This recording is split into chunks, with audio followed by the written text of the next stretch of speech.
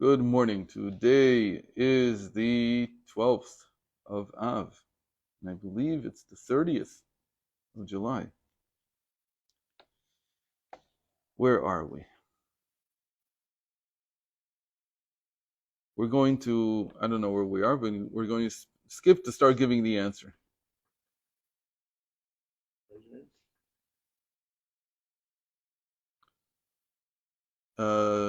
Page Yudbet, page 12.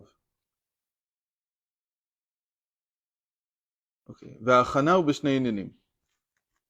What does he need a chana for? He needs a chana to receive the new explanation from his teacher.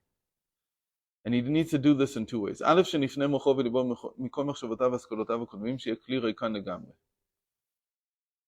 first of all, he has to let go of all his previous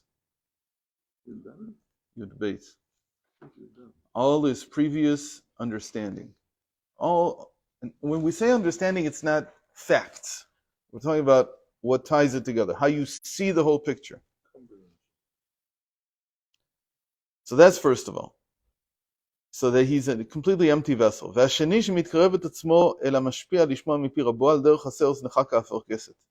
second thing is that he has to be very, very attuned to his teacher. And Chazal say that whenever you're learning medrash, specifically medrash, whenever you're learning things from the sages, okay, make your ear like this. I don't know what you call this in English. Cupped ear.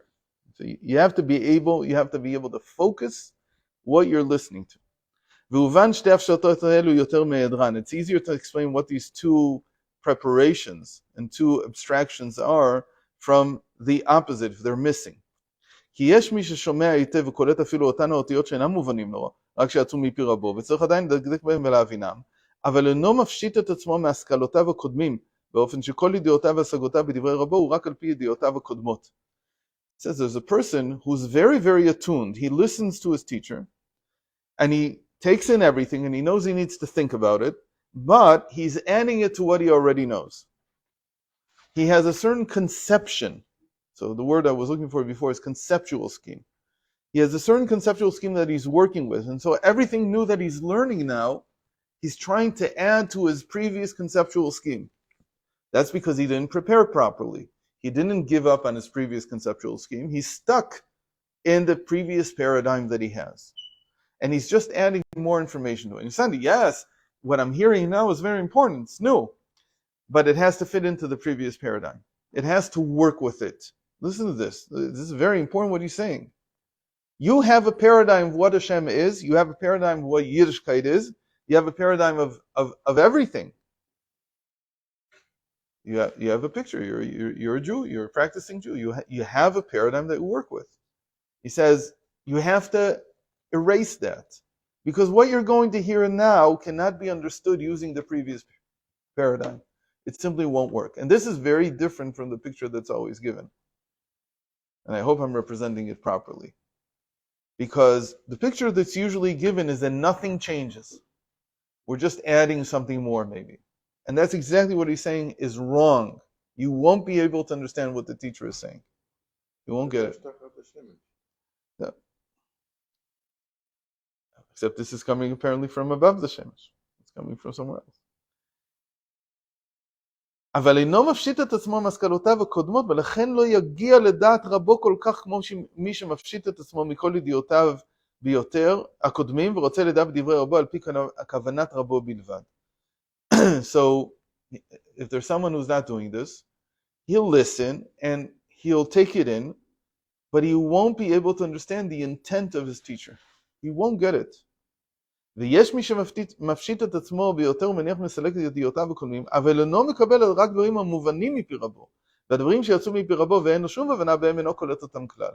Then he says there's also someone who,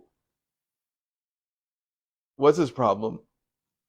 He erased his previous paradigm, but when he listens, he's not like this. What is he like? He's saying, this is the cup, is really to say that everything that he says is going to go in. I said before focus, but it's more than focus. Is that there's not going to be left anything on the outside. That's why I cup it. I want everything to go in.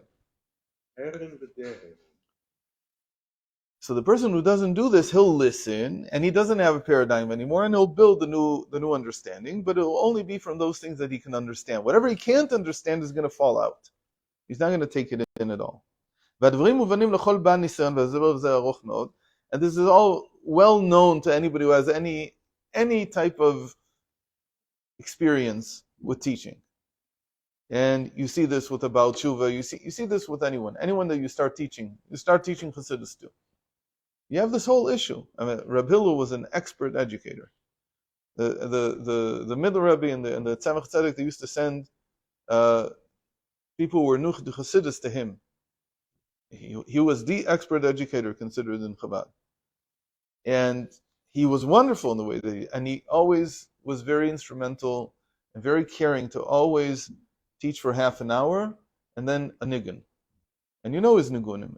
And his nigunim were like meant to penetrate the heart so that what he was teaching would enter the heart.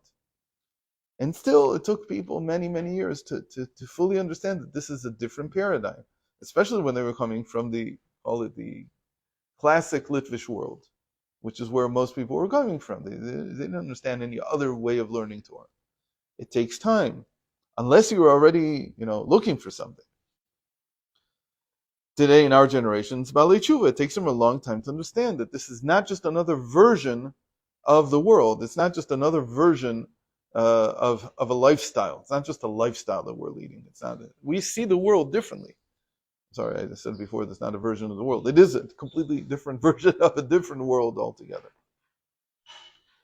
והדברים מובנים, כן. אבל על כל פנים, ההכנות הללו במקבל מעורר את התענוג הפנימי של המשפיע להשפיע. But when the teacher sees that the student is making these preparations, he's abstracting himself, abstracting is the wrong word, he's unclothing his previous paradigm, he's listening to every word that he's saying.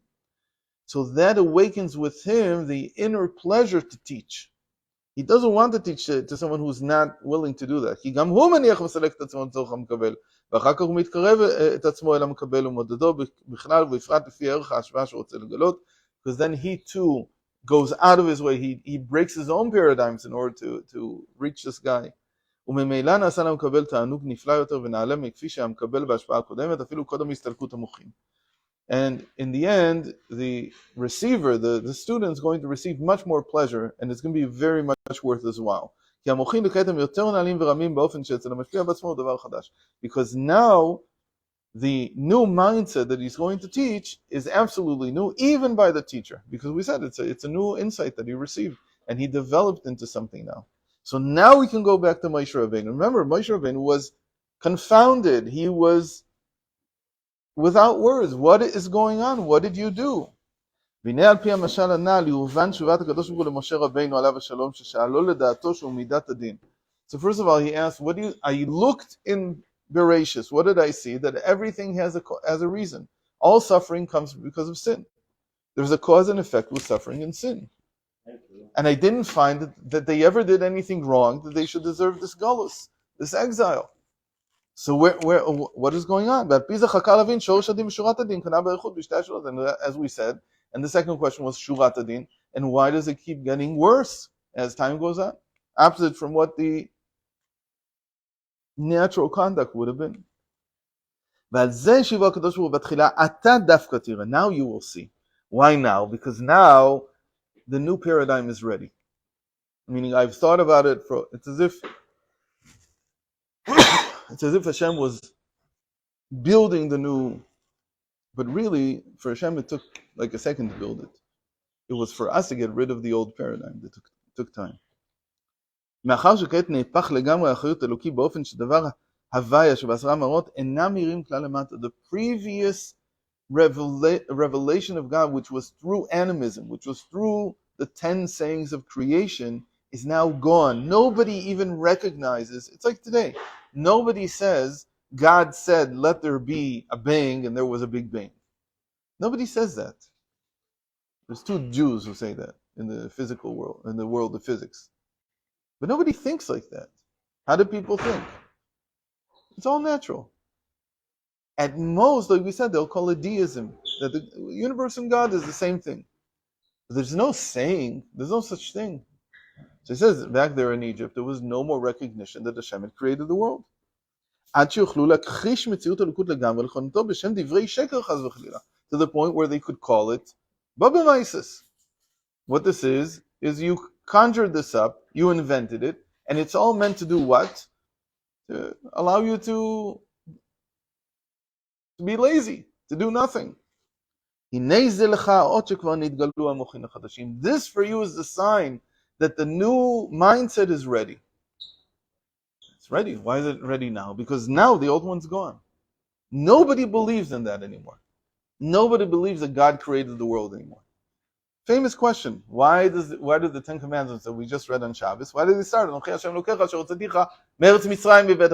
it say because nobody cared. The simple answer is that wouldn't have worked. Nobody cared that he created the heavens and the earth because he was no longer the creator of the heavens and the earth.